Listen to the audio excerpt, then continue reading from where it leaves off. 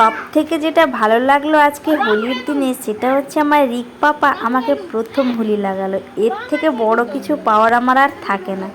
যাই হোক, যতটা জানুক, মানে রিকের এটা প্রথম বছরই বলতে পারো। ও 1 বছর তো বাইরে ছিল, আর যখন ছোট ছিল তখন একদমই কোলে ছিল, কিছুই জানতো না। আর এবছরটা ও একদমই, এই দেখো, ওর মিমি মানিকেও লাগিয়ে দিচ্ছে, আমাকে লাগিয়ে দিল, তারপরে ওর মানিকে লাগিয়ে দিল। তো যতটা ও যে জানতে পেরেছে যে হোলি মানে কি, মানে রং খেলা, বা মানে যতটা ওর মাথায় এসছে, সবাই যখন ওকে লাগিয়ে দিচ্ছে ও কিন্তু সবাইকে লাগিয়ে দিচ্ছিল। এর থেকে বড় পাওয়ার কিছু থাকে না আমাদের।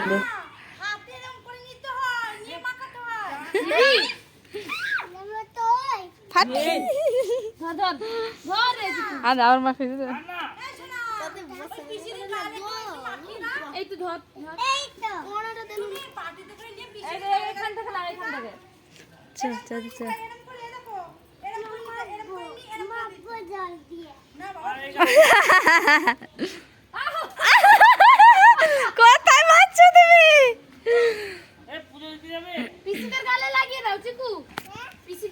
তারপর দেখো, আজকে আমার মেজ দিদি রয়েছে, মানে আর কোনো টেনশন নেই। সকাল সকালই মুড়ি খাওয়া হবে বলে আলুর দম রেডি করে নিয়েছে। এই যে আলুর দম বানিয়েছে, তো আমি একটু আলুর দম মুড়ি মাখালাম। অনেকটাই বেলা হয়ে গেছে। আমার রিক কিন্তু এখনও কিছুই খায়নি। সকালবেলা একটু চা বিস্কুট খেয়েছিল, তো ওর তারপর থেকে কিছুই খায়নি। আর এরা সবাই খাওয়া দাওয়া করে রং খেলতে চলে এসেছে, আমার রিক কিন্তু এখনও খায়নি।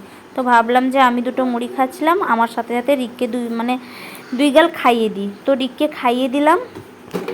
তারপরে রান্না বান্না রয়েছে। আর আগের মতো হোলি খেলার এখন তো হয় না, আগে একটা মজাই আলাদা। তো যাই হোক, এখন বিয়ে হয়ে গেছে, বাচ্চা কাচ্চা হয়ে গেছে, এতটা মানে আগের মতো আর খেলা থাকে না। তো অনেক দিন, মানে অনেক বছর পর আমার কপালে মানে হোলির দিন জুটলো। যাই হোক, রিক আমাকে প্রথম লাগিয়েছে হোলি, আর আমিও কিন্তু রিককে আমার লাগিয়ে দিয়েছি। তারপরে দেখো, আমি বলছিলাম যে তিতলিকে একটা থালার মধ্যে সব রকমের আবির নিয়ে, একটা থালার মধ্যে সব রকমের আবির নিয়ে রাখতে। তারপরে আর তিতলি বিশাল ভয় করে গাইস, মানে ও প্রথম কিন্তু ছোটোবেলায় রং খেলতো না। তো এখন যদিও মানে এই যে সব কিছু আয়োজন করছে ঘরের ভেতরে, বাইরে যেতে মানে যে কেউ রং মাখাতে আসছে ও কিন্তু ভয়ে চলে আসছে। তো যাই হোক, এখন আগেকার মতো নয় যে না বলে রং লাগিয়ে দেয় এ করে। এখন কিন্তু ওরকম নয়, এখন কিন্তু সবাই কিন্তু বলে যে রং দেব কি আবির দেব, একটু মাখাবো একটু, এরকম যারা আসছে কিন্তু সবাই এরকমটা করছে। যাই হোক, আমি সবাইকে এই যে দেখো রেডি করে দিলাম একটা প্লেটের মধ্যে। কি সুন্দর লাগছে তাই না? পুরো 5 রকমের রং রয়েছে। তো এটা আমি সাজিয়ে দিলাম। তো যে আসবে সবাইকে মানে মিশিয়ে একটু, এই যে এটা সব রকমের একটু আবির মিশিয়ে সবার গালে গালে একটু দিতে। তো প্রথমেই আমি সবাইকে একটু দিয়ে দিচ্ছিলাম, এই যে আমার মেজদির মেয়েকে, দাদার মেয়েকে, তো সবাইকে দিলাম। আর রিক তো আমার যেই দেখছে ও তো একটা আঙুল নিয়ে সবাইকেই দিয়ে যাচ্ছে। যাই হোক, খুব ভালো লাগছিল আজকের দিনটা, খুব আনন্দ করেছি। আর মেজদি এসেছিলো বলে আরও বেশি আনন্দ লাগলো, একা একা কেমন ভালো লাগে না। তো দেখো, এরাও এসেছিলো, এরা কিন্তু জিজ্ঞেস করছে যে পিসি দেবো? আমি বলছি ঠিক আছে দাও। তো সবাইকেই দিয়েছে, মানে অনেক বাচ্চা কাচ্চারা তো এসে আগে পায়ে দেয়, তারপরে গিয়ে আমাদের গালে দেয়। যাই হোক, এখানে তিতলি যে বলছিল যে ওই মেয়েটা আগে একদিন ডগ নিয়ে এসেছিলো, মানে একটা কুকুর নিয়ে এসেছিলো, দারুণ একটা কুকুর।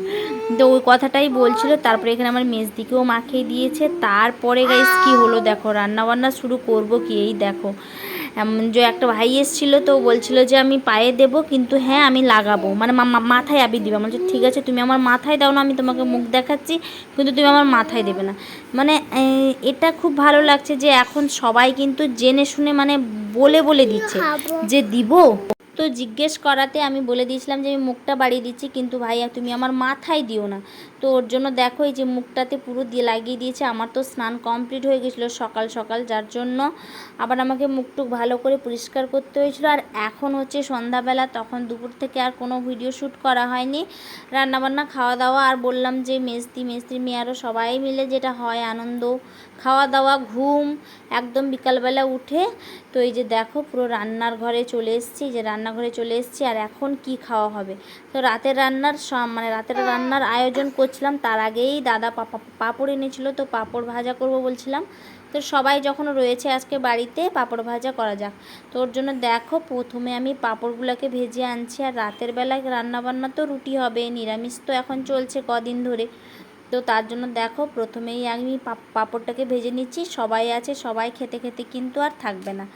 তো যাই হোক, এখন আমি পাঁপড়টা ভেজে নিচ্ছি। তারপরে রাতের বেলা রান্না হবে কিন্তু রুটি, আর তরকারি হবে হচ্ছে ডাল বড়া করে ঝোল হবে। এই তরকারিটা খেতে কিন্তু খুব ভালো লাগে, বড়ার মানে ঝোলও ভালো লাগে আর টক করলেও খুব ভালো লাগে। তারপর গাইস সন্ধ্যাবেলা কি ঝড় কি বৃষ্টি এলো গাইস, কি বলবো তোমাদের। এখন যে কি হচ্ছে কিছুই বুঝতে পারছি না, সন্ধ্যা হতে না হতেই কিন্তু একদমই ঝড় বৃষ্টি শুরু হয়ে যাচ্ছে।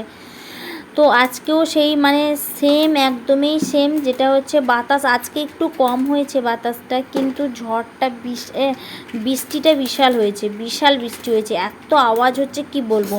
কারেন্টও নেই, কারেন্টও চলে যাচ্ছে, এখন হয়তো এসছে আমি ঠিক বলতে পারছি না। কারেন্ট যাচ্ছিলো আসছিলো, আমাকে এমার্জেন্সি লাইট বসিয়ে আমাকে রান্না করতে হয়েছে, সেটাও তোমাদেরকে এক ঝলক দেখিয়েছিলাম। তো যাই হোক, ওর জন্যই আমাদেরকে মানে রাত্রেবেলা রান্না বান্নার কাজে যদি একটু লাইট না হয় তাহলে কিন্তু বিশাল কষ্ট হয়ে যায়।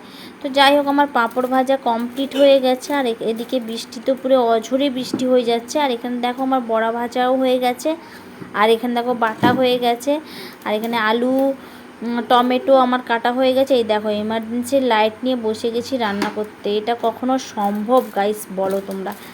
তো যাই হোক, কোনো ব্যাপার না, এটা দিয়েই করতে হবে, মানে এটা দিয়েই চালাতে হবে। কারেন্ট আমাদের এখানে এতটা যায় না, কিন্তু এই যে ঝড় বৃষ্টি বাতাস হলে কিন্তু চলে যায়, তবুও আধ ঘন্টা 1 ঘন্টা পরে আসবে, না হলে আমাদের এদিকটা তেমন একটা কারেন্ট যায় না।